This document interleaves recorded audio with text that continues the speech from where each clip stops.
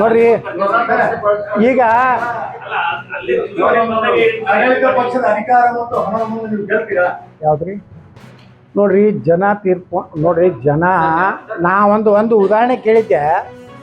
ಜಯಲಲಿತಾ ಅದು ಆ ಮತಕ್ಷೇತ್ರದಾಗ ಎಷ್ಟೋ ಸಾವಿರ ಕೋಟಿ ರೂಪಾಯಿ ಕೆಲಸ ಮಾಡಿದ್ರು.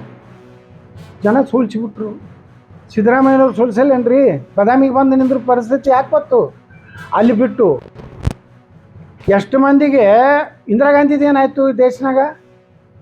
ರಾಯಬರೇಲಿಗೆ ಎಂದೂ ಸೋಲ್ತಿದ್ದಿಲ್ಲ. ಒಬ್ಬ JP ಯಾರು ನಾರಾಯಣ ಏನೋ ಇದು ದಾಡಿ ರಾಜನಾರಾಯಣ ಒಬ್ಬ ಸುಮ್ಮ ಅಲ್ತು ಪಲ್ತು ಮನುಷ್ಯ ಸೋಲ್ಸದ. ಈಗ ಹಂಗೆ ಇಲ್ರಿ. ಜನ ಭಾಳ ಜಾಗೃತಿ ಅದಾರ. ನಾವು ತಿಳ್ಕೊಂಡಿವಿ. ಅವ್ರು ರೊಕ್ಕ ತಗೋತಾರ. ನಿರ್ಣಯ ಮಾಡೋದು ಅವ್ರ ಕೈಗೆ ಐತ್ರಿ. ಈ ಬಿಜಾಪುರನಾಗ ನನಗೆ ಎಷ್ಟು ರೊಕ್ಕ ಬಂದಿಲ್ಲ, ನಾನು ಸೋಲ್ಸ್ಬೇಕಂತೇಳಿ ತೊಗೊಂಡ್ರು, ಚೈನಿ ಹೊಡೆದ್ರು, ನನಗೆ ಓಟ್ ಹಾಕಿದ್ರು, MLA ಆದೆ. ಅವ್ರು ರೊಕ್ಕ ಕೊಟ್ಟಿದ್ದು ಪಾಪ